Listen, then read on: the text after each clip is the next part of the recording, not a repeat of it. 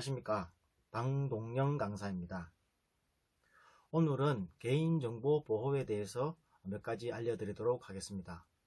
먼저 배경으로서는 2009년 7월 7일 우리나라를 공포에 떨게 한 국가적 대혼란을 부른 사이버 테러가 있었습니다. 일명 77 디도스 공격이었습니다.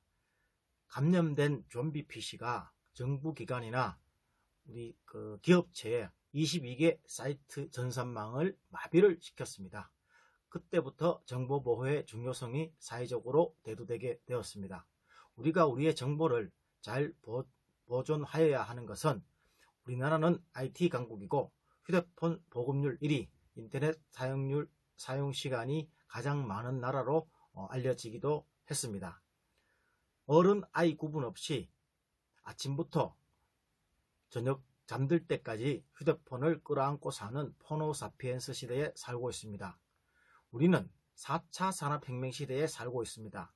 초지능, 초연결된 사회, 눈만 뜨면 각종 SNS에 연결되어 살고 있습니다. 개인정보는 쉽다고 안다고 방심하면 큰일 납니다. 오늘은 개인정보 보호를 제대로 알고 실천할 수 있는 방법들을 알아보도록 하겠습니다. 자, 당사자 동의 없는 개인정보 수집 및 활용하거나 제3자에게 제공하는 것을 금지하는 등 개인정보를 강화한 내용을 담아 제정한 법률입니다. 개인정보 보호를 위한 법체계를 일원화하고 개인의 권익보호를 강화하기 위한 법 2011년 3월 29일 날 제정되어 동년 9월 30일 날 시행되었습니다. 자, 우리가 개인정보에 대해서 어디까지 알고 있는지 한번 알아보도록 하겠습니다.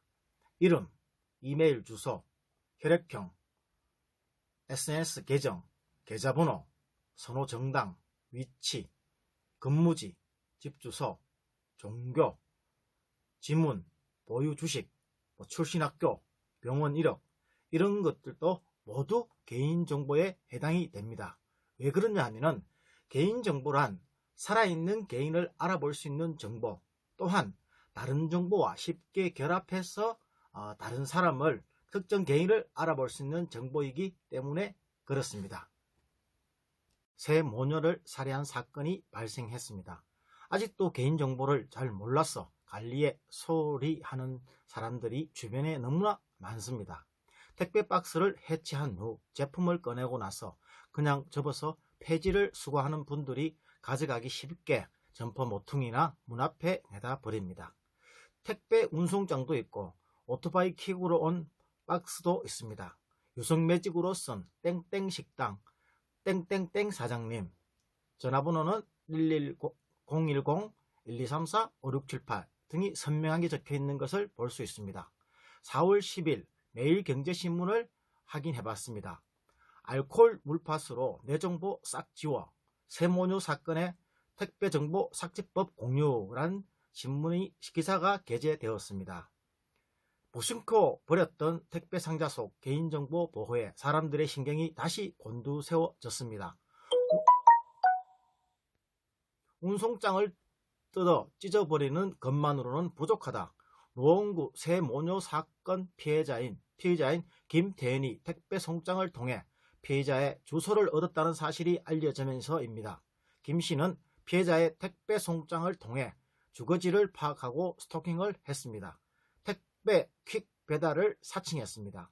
10일 각종 온라인 게시판에 블로그 등 소셜미디어에는 노원 세모녀 사건 발생 이후 택배 운송장의 개인정보를 지우는 방법들이 빠르게 공유되고 있습니다. 택배 박스 개인정보 운송장 쉽게 지우는 방법, 개인정보 담긴 운송장 폐기하기, 택배 개인정보 완벽히 지우는 법 등으로 포털에서 검색하면 관련 해법을 제시한 것들이 다수 올라와 있습니다. 대표적으로 택배 운송장 스티커에 아세톤을 떨어뜨리는 방법이 있습니다. 아세톤 한두 방울이면 스티커 위 글자가 감쪽같이 사라집니다.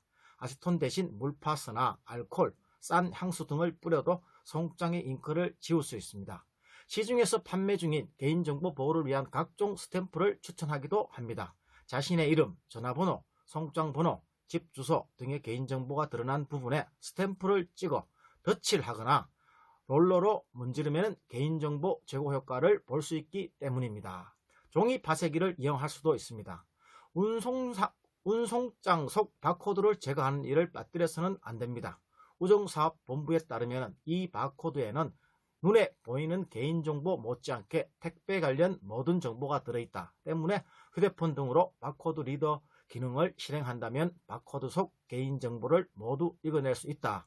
따라서 반드시 제거하거나 지우는 것이 중요하다고 말했습니다. 이 밖에 여성들이 즐겨 찾는 온라인 커뮤니티 상에선 택배 이용 시 이른바 센 이름 이 리스트가 다시 공유되고 있습니다. 곽두팔, 육만춘, 조득출 등이 대표적입니다.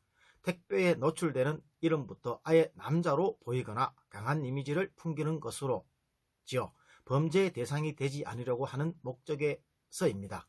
지난 2019년 서울 관악구 신림동에서 혼자 사는 여성을 대상으로 한 성범죄가 늘어났을 당시에도 이 같은 센 이름 리스트는 확산되었습니다. 우리가 소중하게 다루어야 할 개인정보, 다른 사람의 개인정보도 존중하고 지켜주어야겠습니다. 전화번호 뒷자리도 개인정보가 될 수 있습니다. 모두 안전한 개인정보를 지켜서 행복한 생활을 했으면 좋겠습니다. 감사합니다.